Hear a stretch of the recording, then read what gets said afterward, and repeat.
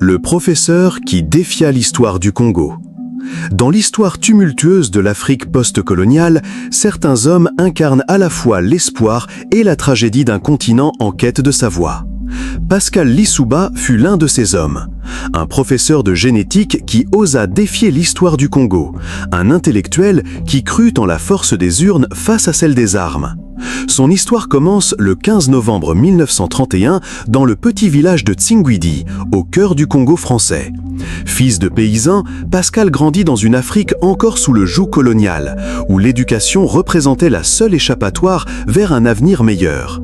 Ses parents, malgré leur modestie, comprennent l'importance du savoir. Ils sacrifient tout pour que leur fils puisse étudier.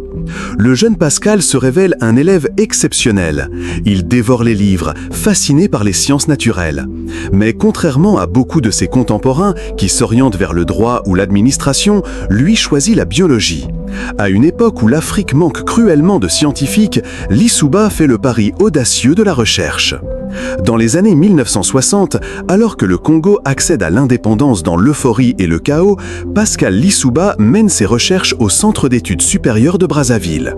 Il devient l'un des premiers docteurs et sciences d'Afrique, se spécialisant dans la génétique végétale. Ses travaux sur les croisements d'espèces de manguiers révolutionnent l'agriculture locale. Pendant que d'autres s'arrachent le pouvoir, lui nourrit son peuple par la science. Mais l'homme de science ne peut ignorer éternellement les soubresauts de son pays. Le Congo traverse 3 décennies de marxisme-léninisme sous Marion Gouabi puis Denis Sassou Nguesso. Les libertés s'amenuisent, l'économie s'effondre, la jeunesse congolaise s'exile. En 1985, une grève étudiante secoue le pays. Les jeunes réclament la démocratie. C'est le déclic pour Lissouba. En 1990, la Conférence nationale souveraine du Congo ouvre la voie au multipartisme. Le professeur comprend que son heure est venue.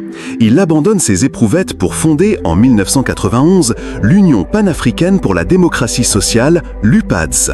Un nom qui porte en lui tout un programme, unir l'Afrique par la démocratie et la justice sociale. Sa campagne électorale de 1992 restera gravée dans les mémoires.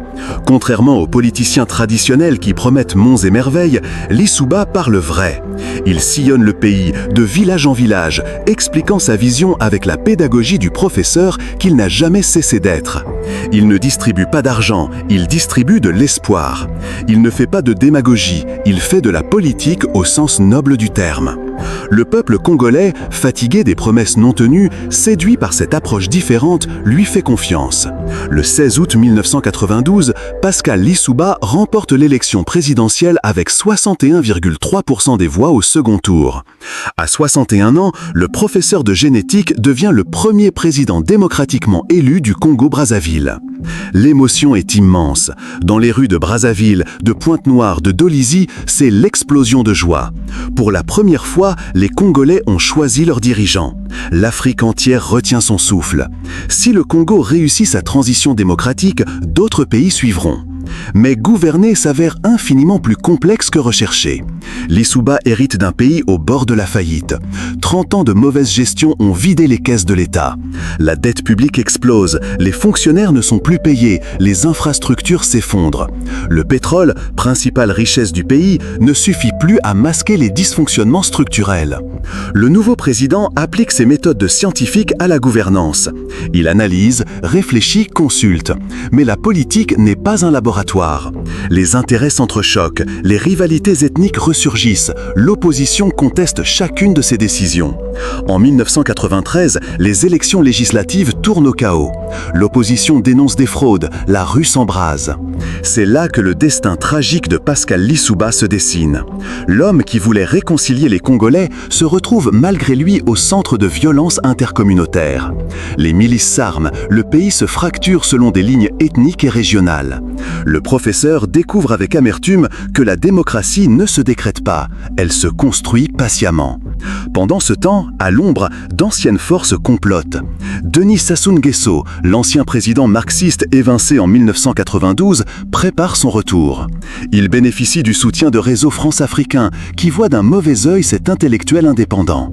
L'Angola voisine, dirigée par José Eduardo dos Santos, craint que l'expérience démocratique congolaise n'inspire son propre peuple. En juin 1997, la poudrière explose. Sous prétexte d'arrêter des mercenaires, les forces de sécurité tentent d'encercler la résidence de Sassou Nguesso. C'est le début de la guerre civile. Les combats font rage à Brazzaville. Les quartiers sud, fidèles à Lissouba, s'opposent aux quartiers nord, ralliés à Sassou Nguesso.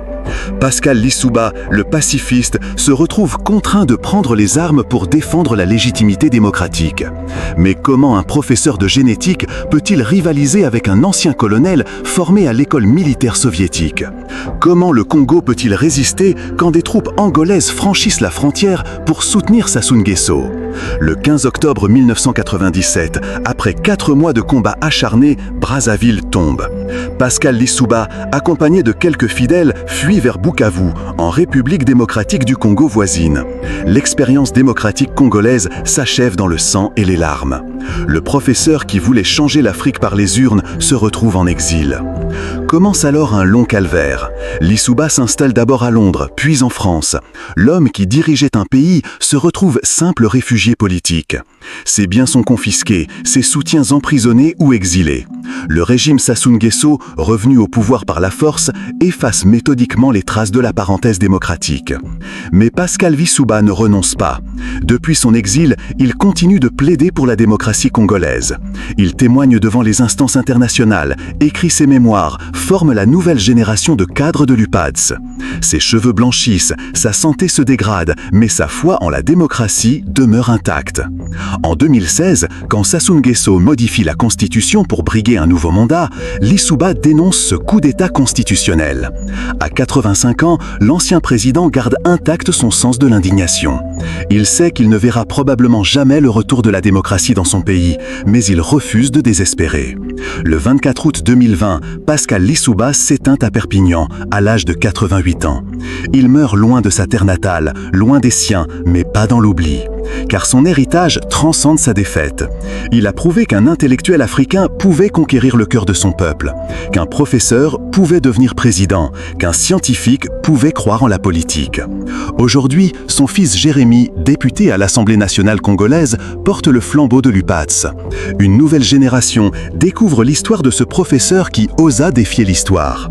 Dans les universités africaines, on étudie le modèle Lissouba comme une alternative aux dictatures militaires et au régime à vie. Pascal Lissouba nous enseigne que l'échec n'est pas une fin quand on a servi une cause juste. Sa chute tragique n'efface pas sa victoire historique de 1992. Il restera dans l'histoire comme l'homme qui a prouvé que l'Afrique pouvait choisir ses dirigeants, que la démocratie n'était pas un privilège occidental, mais un droit universel. Son nom résonne encore dans la conscience congolaise, comme une promesse inachevée, un rêve suspendu mais jamais abandonné. Car les idées ne meurent jamais avec ceux qui les portent. Elles germent, grandissent, renaissent sous d'autres formes portées par d'autres voix. Pascal Lissouba, le professeur qui défia l'histoire du Congo, nous rappelle qu'il vaut mieux échouer en tentant de grandir son peuple que réussir en l'abaissant. Sa vie fut un long combat pour la dignité africaine. Sa mort marque non pas une fin, mais une transmission. Car l'histoire n'est jamais écrite d'avance, et les peuples qui rêvent de liberté finissent toujours par l'obtenir. Dans le silence de sa tombe française, Pascal Lissouba continue de défier l'histoire. Son exemple éclaire encore la route de ceux qui croient qu'un autre Congo est possible, qu'une autre Afrique est en marche. L'homme est parti, mais la lumière qu'il a allumée continue de briller dans la nuit africaine, guidant les pas de ceux qui marchent vers la liberté. Abonne-toi, partage, aime et commente pour plus de contenu comme celle-ci.